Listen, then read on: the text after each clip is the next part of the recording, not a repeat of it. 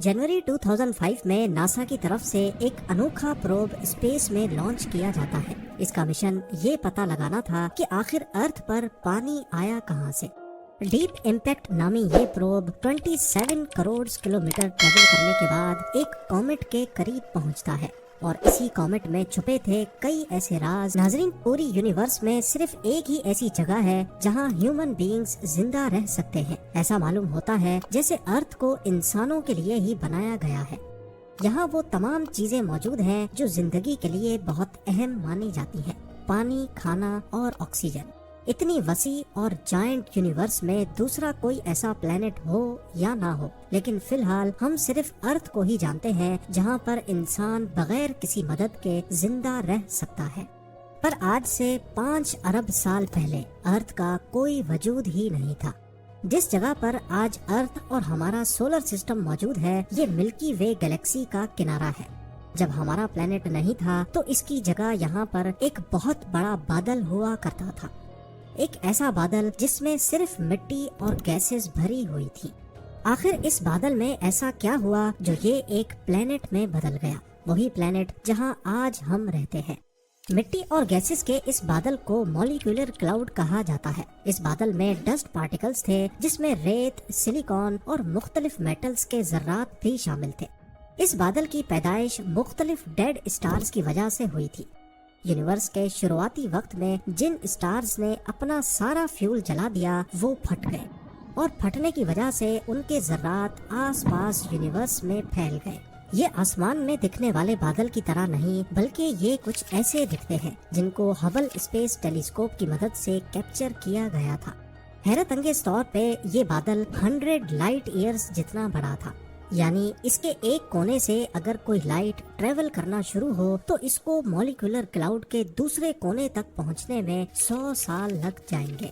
आसान अल्फाज में समझा जाए तो सूरज और अर्थ के दरमियान जितना डिस्टेंस है, इससे 60 लाख गुना बड़ा ये मिट्टी का बादल था। यही वो बादल है जिसमें से नए स्टार्स और प्लैनेट्स बनते हैं। और जो ताकत, जो फोर्स इस बादल में से स्टार्स और प्लैनेट्स को बनाती है वो है ग्रेविटी। जी हाँ, वही ग्रेविटी जो स्पेस में होती तो नहीं बल्कि ये जनरेट होती है। स्पेस में दो ऑब्जेक्ट्स अपनी अपनी ग्रेविटी की वजह से एक दूसरे से जुड़ जाते हैं या एक दूसरे को अट्रैक्ट करते हैं। जिस ऑब्जेक्ट का मास ज्यादा होगा उसकी ग्रेविटी भी ज्यादा होगी। मॉलिक्यूलर क्लाउड के पार्टिकल्स इसी ग्रेविटी की वजह से एक दूसरे में जुड़ते गए। जो बड़े पार्टिकल्स थे उन्होंने छोटे पार्टिकल्स को अट्रैक्ट करना शुरू कर दिया। ये पार्टिकल्स बहुत तेजी से एक दूसरे में टकराने लगे और इसकी वजह से एनर्जी जनरेट हुई जिसने गोल घूमते हुए बादल के कोर को, उसके सेंटर को गर्म कर दिया। अगले करोड़ों सालों तक ये प्रोसेस ऐसे ही चलता रहा और मॉलिक्यूलर क्लाउड का कोर बड़ा भी होता गया, ज्यादा तेज भी घूमने लगा और ज्यादा गर्म भी हो गया। और एक वक्त के बाद ये बहुत बड़ा फायरबॉल हमारा सूरज बन गया। बचा हुआ मॉलिक्यूलर क्लाउड अब इसी सूरज के गिर्द घूमने लगा। इसमें मौजूद पार्टिकल्स और गैसेस से ही सोलर सिस्टम के प्लैनेट्स, जिंदगी और उन प्लैनेट्स के गिर्द घूमने वाले चांद बनेंगे। पर आखिर कैसे? ये एक मिस्ट्री थी, लेकिन अब नहीं है। मॉलिक्यूलर क्लाउड से स्टार यानी सूरज बनने के बारे में पहली बार एक हाइपोथेसिस 1700s में जर्मन फिलोसोफर इमैनुअल कांट और फ्रेंच स्कॉलर पियर साइमन की तरफ से पेश किया गया, लेकिन उस वक्त ये सिर्फ एक आइडिया था। उसके बाद 1920 और 1950 के बीच में जब टेलीस्कोप्स काफी एडवांस होने लगे तो एस्ट्रोनॉमर्स ने अपनी आंखों से स्पेस में कई ऐसे डस्ट क्लाउड्स को देखा जिसके अंदर नए स्टार्स का जन्म होता है। लेकिन इन बादलों के अंदर देखना टेलीस्कोप की मदद से पॉसिबल नहीं था। फिर 1970 और 1980 के बीच रेडियो और इंफ्रारेड टेलीस्कोप्स की इन्वेंशंस ने ये मसला भी हल कर दिया। अब डस्ट और गैसेस के इन बादलों के अंदर देखना भी मुमकिन हो गया। एस्ट्रोनॉमर्स ने इंफ्रारेड टेलीस्कोप्स की मदद से मॉलिक्यूलर क्लाउड्स के अंदर नए स्टार्स को बनते हुए देखा। इससे ये साबित हो गया कि नए स्टार्स मॉलिक्यूलर क्लाउड्स के अंदर ही जन्म लेते हैं और बादल के बचे हुए पार्टिकल से बाद में प्लैनेट्स बनते हैं। पर ये प्रोसेस शुरू कैसे होता है, पहले इसके बारे में कई आइडियाज फ्लोट किए गए।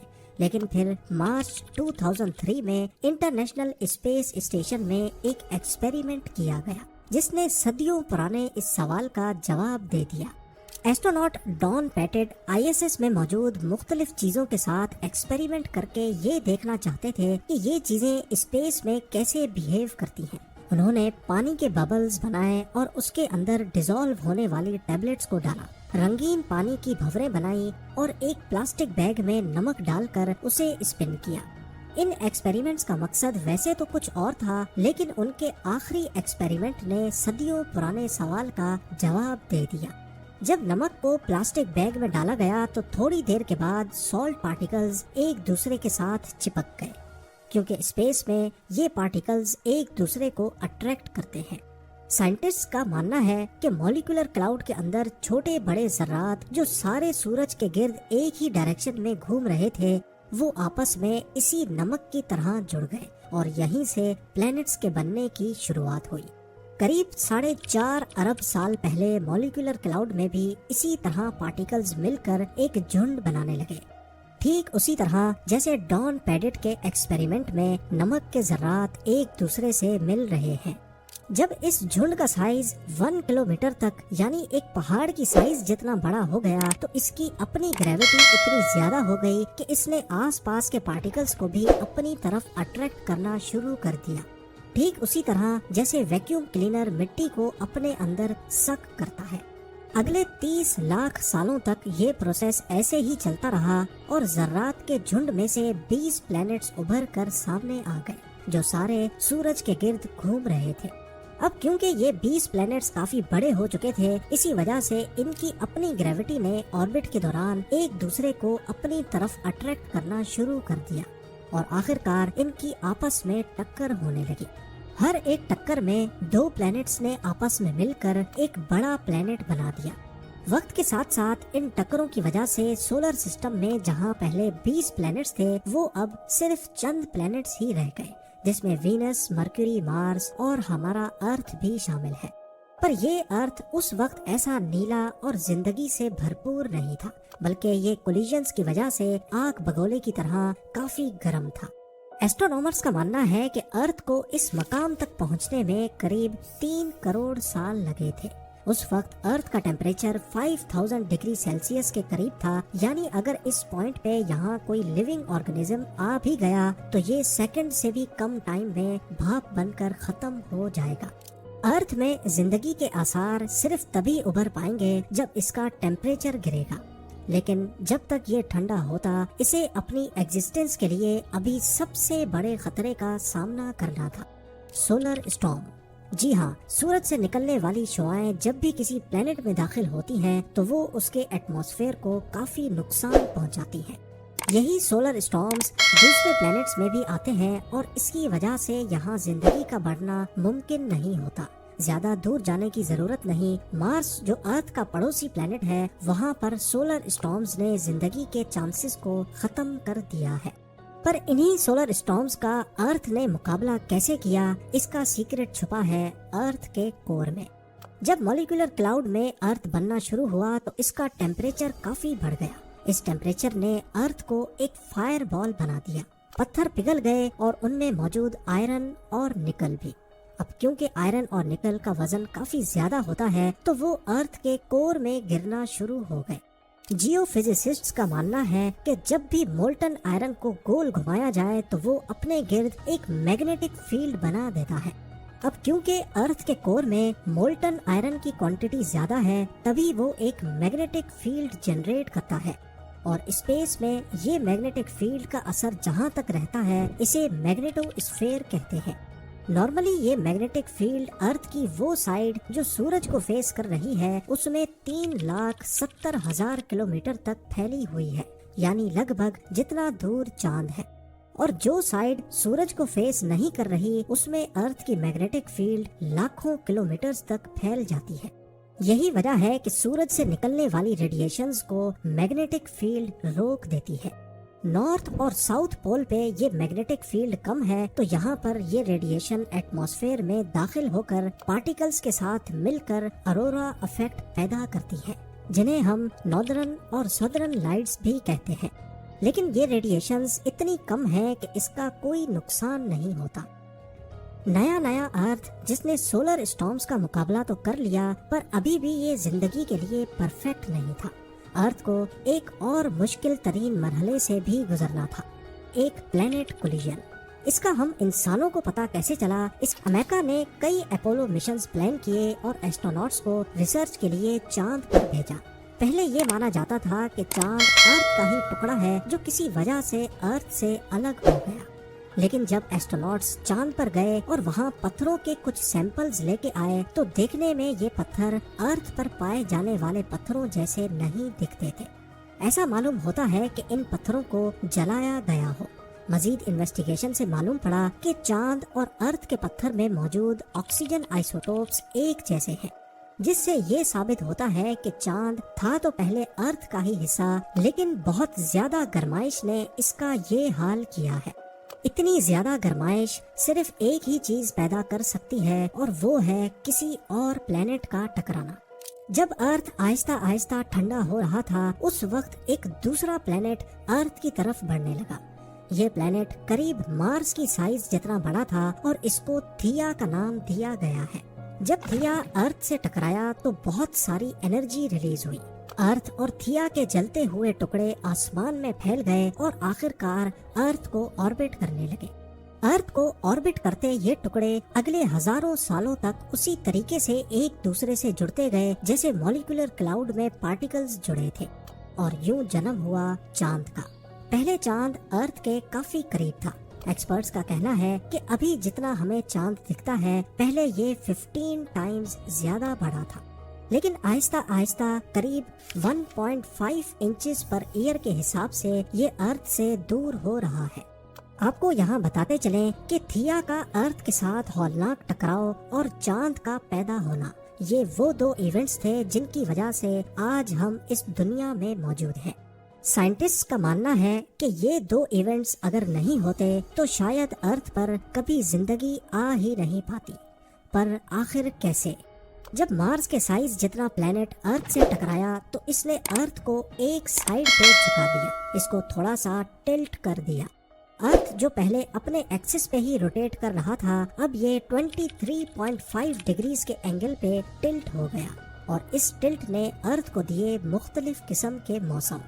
جیسا کہ آپ جانتے ہیں کہ زمین کی ایک فل روٹیشن ایک دن کو ظاہر کرتی ہے، اور سورج کے گرد ایک پورا چکر ایک سال کو۔